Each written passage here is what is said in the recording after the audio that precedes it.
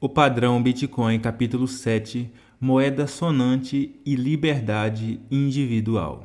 Sob um sistema monetário sonante, o governo teve que funcionar de uma maneira que é inimaginável para as gerações criadas no ciclo de novidades do século XX.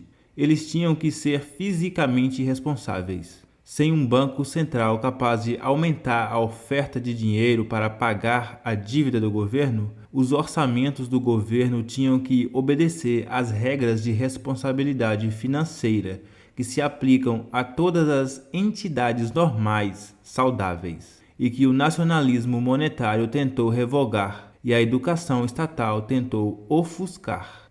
Para nós que vivemos hoje, criados com a propaganda dos governos onipotentes do século XX, muitas vezes é difícil imaginar um mundo em que a liberdade e a responsabilidade individuais substituam a autoridade do governo. No entanto, esse era o estado do mundo durante os períodos de maior progresso e liberdade humana. O governo foi restringido ao escopo de proteção das fronteiras nacionais, propriedade privada e liberdades individuais, deixando aos indivíduos uma magnitude muito grande de liberdade para fazer suas próprias escolhas e colher seus benefícios ou suportar seus custos. Começamos examinando criticamente a questão de saber se a oferta de dinheiro precisa ser gerenciada pelo governo em primeiro lugar, antes de passar a considerar as consequências do que está acontecendo quando isso ocorre.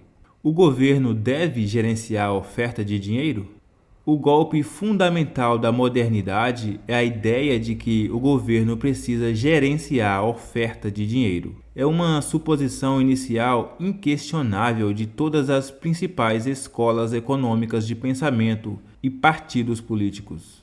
Não há um pingo de evidência do mundo real para validar essa afirmação, e todas as tentativas de gerenciar a oferta de dinheiro terminaram em desastre econômico.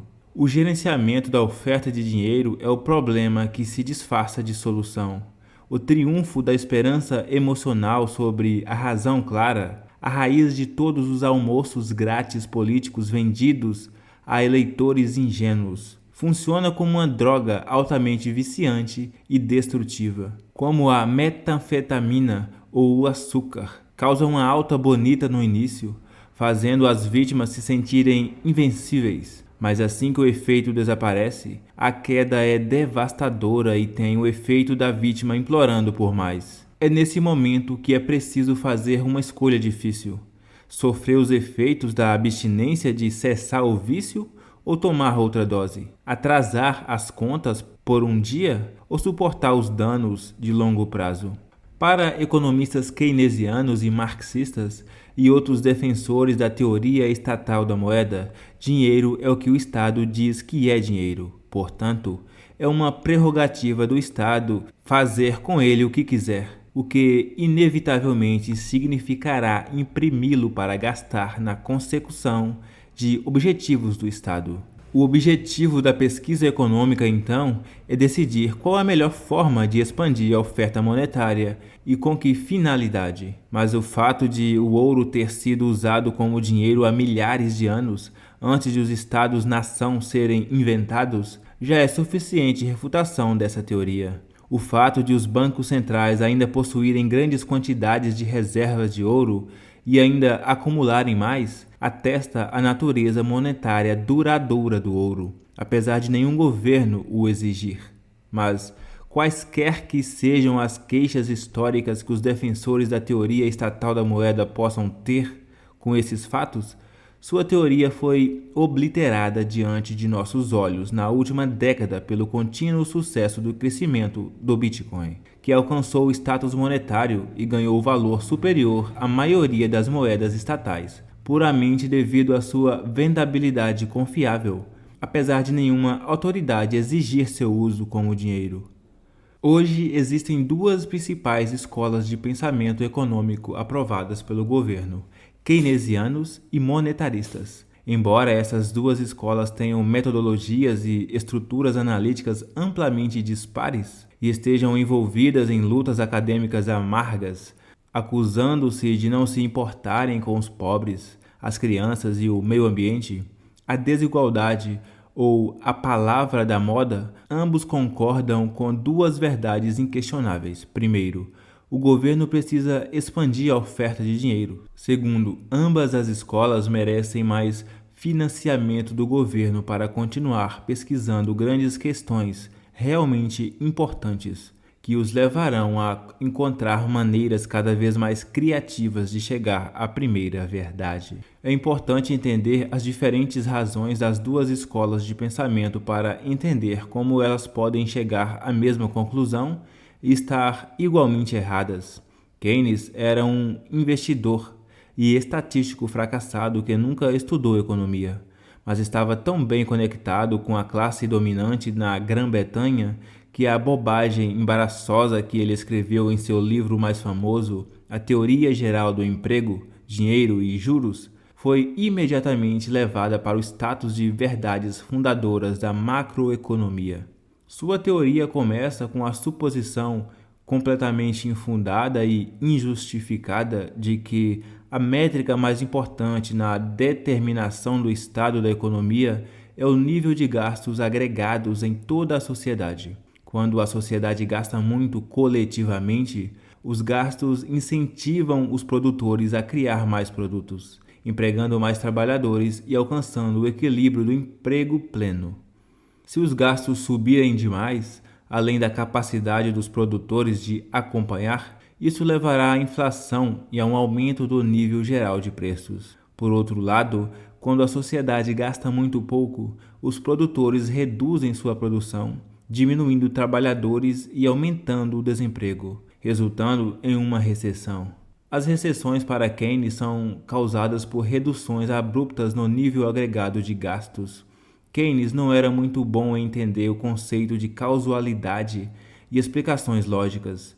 Então, ele nunca se incomodou em explicar por que os níveis de gastos podem cair repentinamente. Em vez disso, apenas cunhou outra de suas famosas figuras de linguagem desajeitadas e totalmente sem sentido para salvá-lo do aborrecimento de uma explicação. Ele atribuiu a culpa ao enfraquecimento de espíritos animais. Até hoje, ninguém sabe exatamente o que são esses espíritos animais, ou por que eles podem repentinamente se enfraquecer. Mas é claro que isso significa apenas que toda a indústria de economistas financiados pelo Estado faz uma carreira tentando explicá-los ou encontrar dados do mundo real que possam se correlacionar com eles. Esta pesquisa tem sido muito boa para carreiras acadêmicas, mas não tem valor para quem realmente tenta entender os ciclos de negócios. Colocando sem rodeios psicologia pop, não substitui a teoria do capital.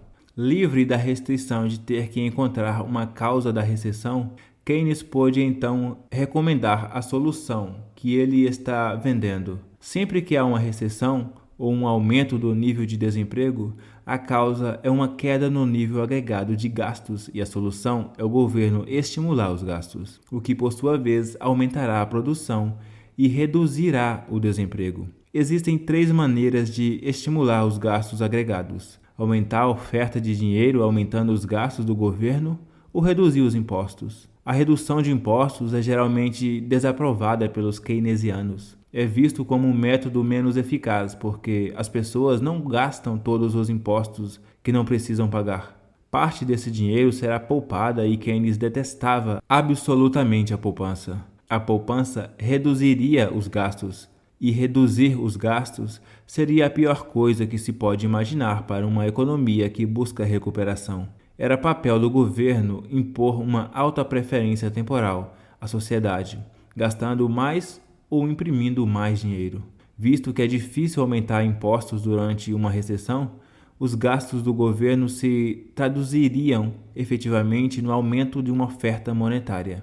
Era então o santo graal keynesiano. Sempre que a economia não estava em pleno emprego, um aumento da oferta de dinheiro resolveria o problema. Não adianta se preocupar com a inflação porque, como Keynes havia mostrado, isso é assumido sem fundamento. A inflação só acontece quando os gastos são muito altos e como o desemprego é alto, isso significa que os gastos estão muito baixos. Pode haver consequências a longo prazo, mas não havia motivo para se preocupar com as consequências a longo prazo, porque a longo prazo estamos todos mortos. Como declarou a defesa mais famosa de Keynes da irresponsabilidade libertina da alta preferência temporal. A visão keynesiana da economia está, é claro, totalmente em desacordo com a realidade. Se o modelo de Keynes tivesse alguma verdade, então necessariamente se seguiria que não pode haver exemplo de uma sociedade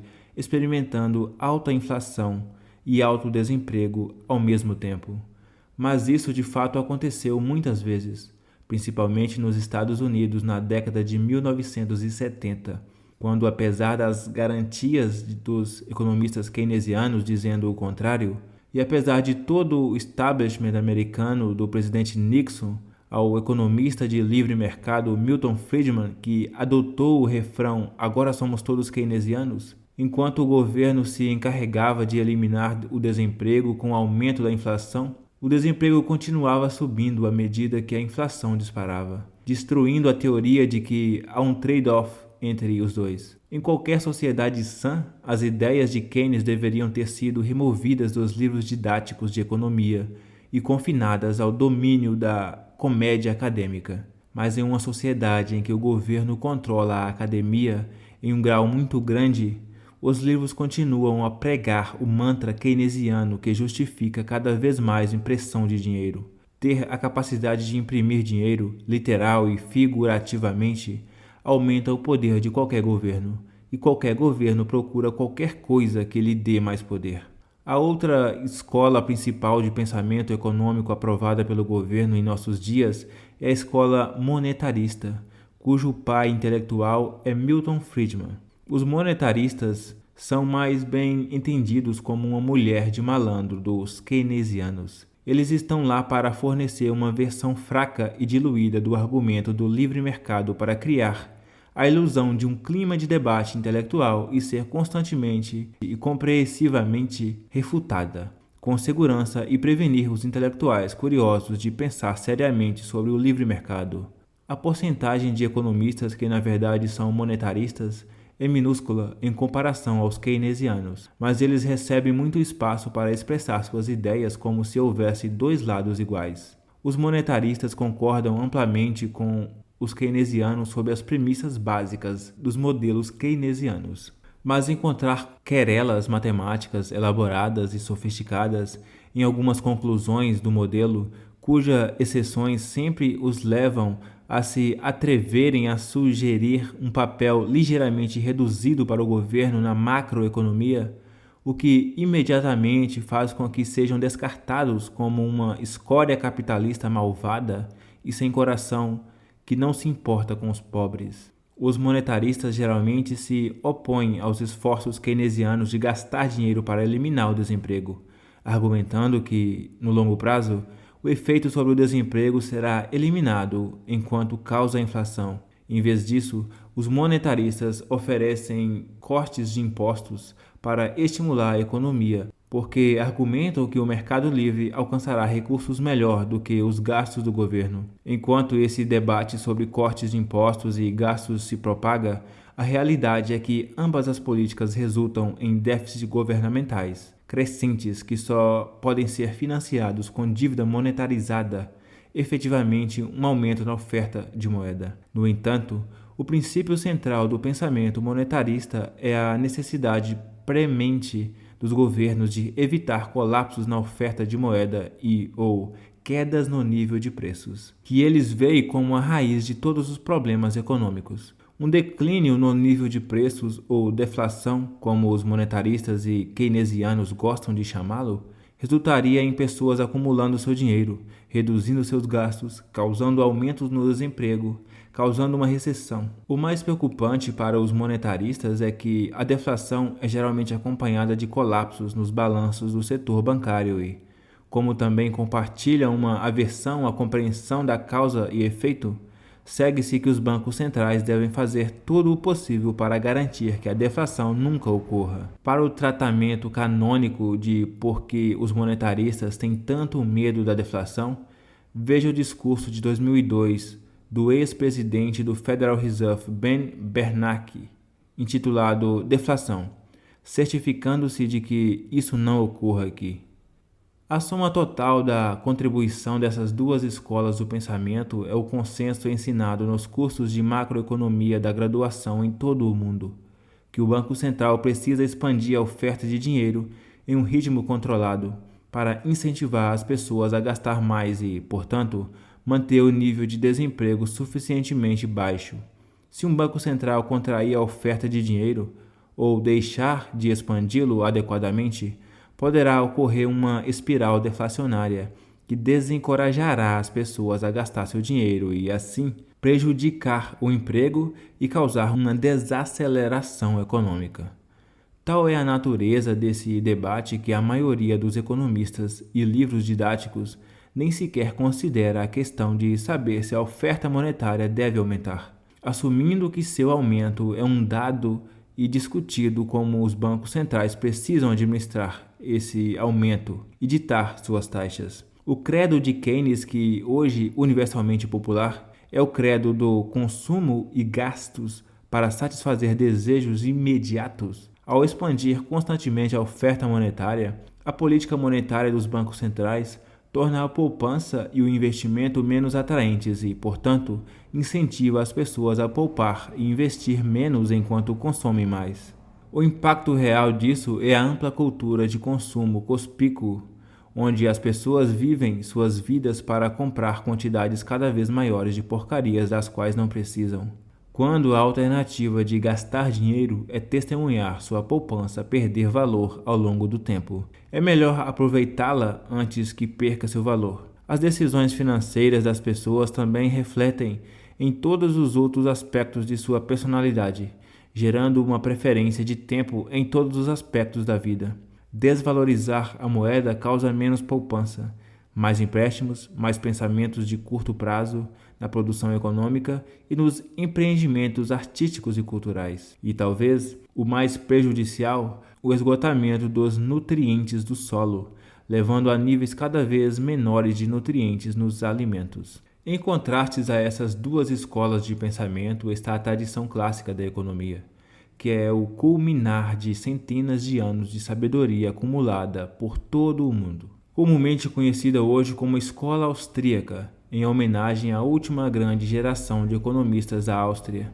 Em sua era de ouro antes da Primeira Guerra Mundial, essa escola se baseia no trabalho dos economistas clássicos da Escócia, França, Espanha, Arábia e Grécia Antiga, ao explicar sua compreensão da economia. Ao contrário da fixação keynesiana e monetarista em análises numéricas rigorosas e sofismas matemáticos, a escola austríaca concentra-se em estabelecer uma compreensão dos fenômenos de maneira causal e deduzir logicamente aplicações de axiomas comprovadamente verdadeiros. A teoria austríaca da moeda postula que a moeda surge em um mercado como a mercadoria mais negociável e o ativo mais vendável, o único ativo cujos titulares podem vender com a maior facilidade em condições favoráveis. Um ativo que mantém seu valor é preferível a um ativo que perde valor, e os poupadores que desejam escolher um meio de troca gravitam em direção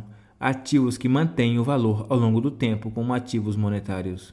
Os efeitos de rede significa que, eventualmente, apenas um ou alguns ativos podem emergir como meio de troca. Para Mises, o aumento do controle do governo é uma condição necessária para a solidez da moeda, visto que o governo terá a tentação de degradar sua moeda sempre que começar a acumular riqueza à medida que os poupadores investem nela. Ao colocar um limite máximo na oferta de bitcoins, conforme discutido no capítulo 11, Nakamoto claramente não foi persuadido pelos argumentos de livros-textos básicos de macroeconomia e foi mais influenciado pela escola austríaca, que argumenta que a quantidade de dinheiro em si é irrelevante, que qualquer oferta de dinheiro é suficiente para administrar uma economia de qualquer tamanho, porque as unidades monetárias são infinitamente divisíveis e porque é apenas o poder de compra do dinheiro em termos de bens e serviços reais que importa, e não sua quantidade numérica. como Ludovic von Mises colocou. Os serviços prestados pelo dinheiro são condicionados pela elevação de seu poder de compra. Ninguém quer ter seu dinheiro um número definido de moedas ou um peso definido. Quer-se manter uma reserva em dinheiro com uma quantidade definida de poder de compra. Como a operação do mercado tende a determinar o estado final do poder de compra da moeda, há uma elevação em que a oferta e a demanda do dinheiro coincidem. Nunca pode haver excesso ou deficiência de dinheiro. Cada indivíduo e todos os indivíduos juntos sempre desfrutam plenamente das vantagens que podem derivar da troca indireta e do uso do dinheiro, independentemente de que a quantidade total do dinheiro ser grande ou pequena. Os serviços que o dinheiro presta não podem ser melhorados nem prejudicados pela alteração da oferta de dinheiro. A quantidade de dinheiro disponível em toda a economia é sempre suficiente para garantir a todos tudo o que o dinheiro faz e pode fazer. Murray Rothbard concorda com Mises.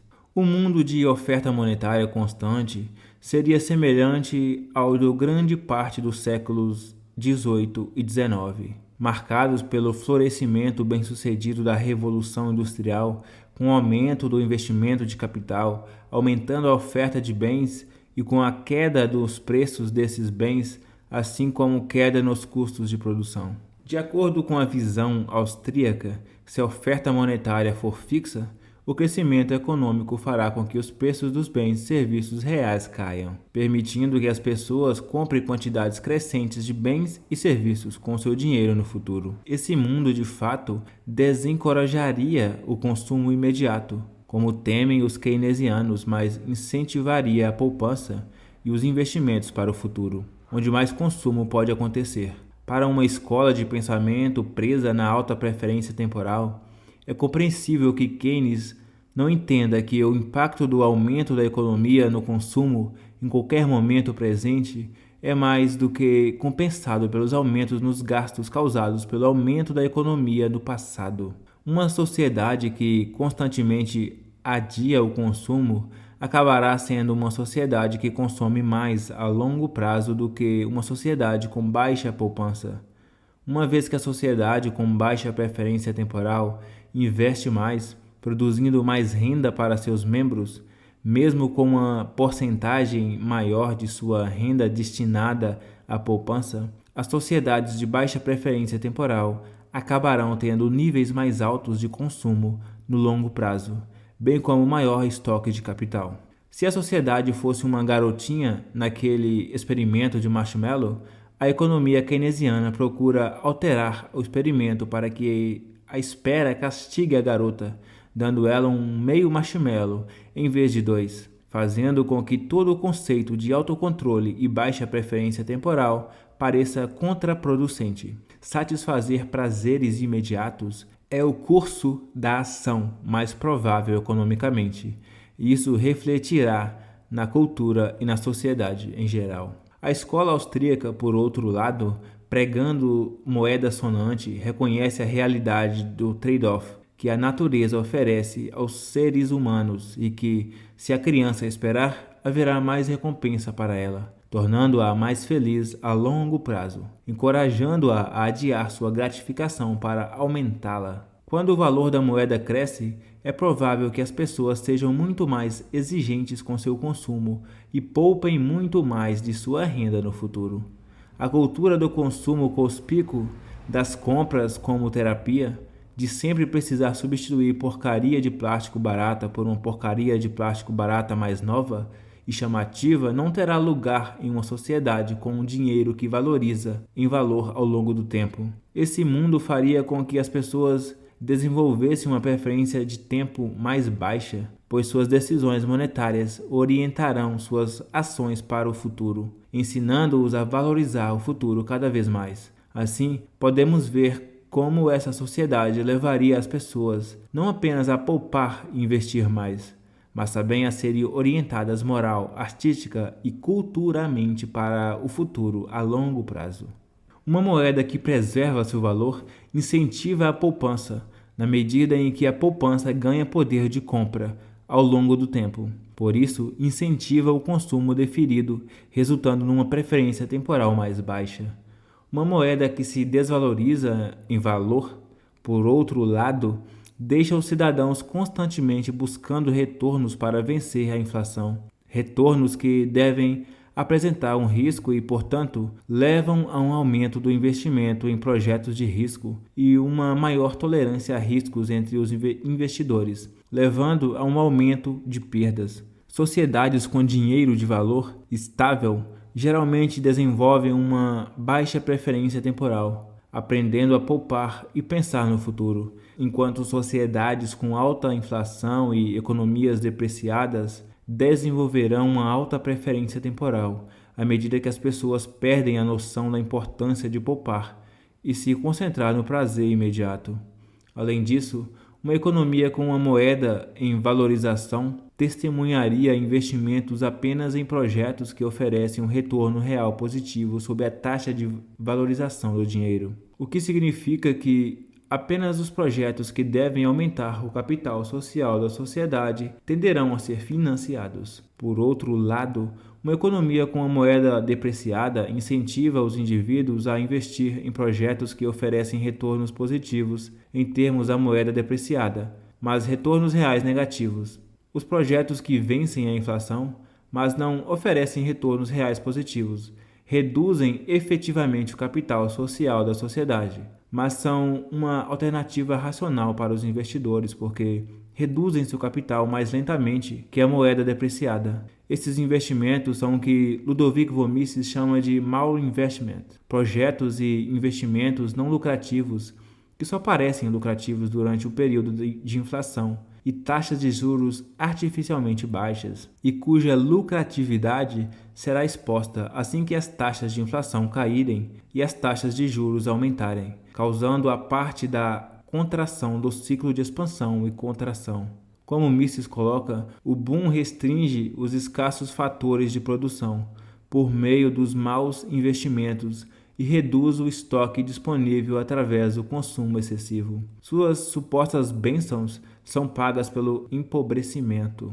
Esta exposição ajuda a explicar por que os economistas da escola austríaca são mais favoráveis ao uso do ouro como dinheiro, enquanto os principais economistas keynesianos apoiam a emissão de dinheiro governamental elástico que pode ser expandido a pedido do governo. Para os keynesianos, o fato de que os bancos centrais do mundo inteiro operarem com moedas fiduciárias é testemunho da superioridade de suas ideias. Para os austríacos, por outro lado, o fato de os governos terem de recorrer a medidas coercitivas de proibir o ouro como dinheiro e forçar o pagamento de moedas fiduciárias é ao mesmo tempo um testemunho de inferioridade da moeda fiduciária e de sua incapacidade de obter sucesso no mercado livre. É também a causa raiz de todos os ciclos econômicos, de retração e expansão. Enquanto os economistas keynesianos não têm explicação para o porquê de as recessões acontecerem, além de invocar espíritos animais, os economistas da escola austríaca desenvolveram a única teoria coerente de explicar a causa dos ciclos de negócios, a teoria austríaca do ciclo econômico.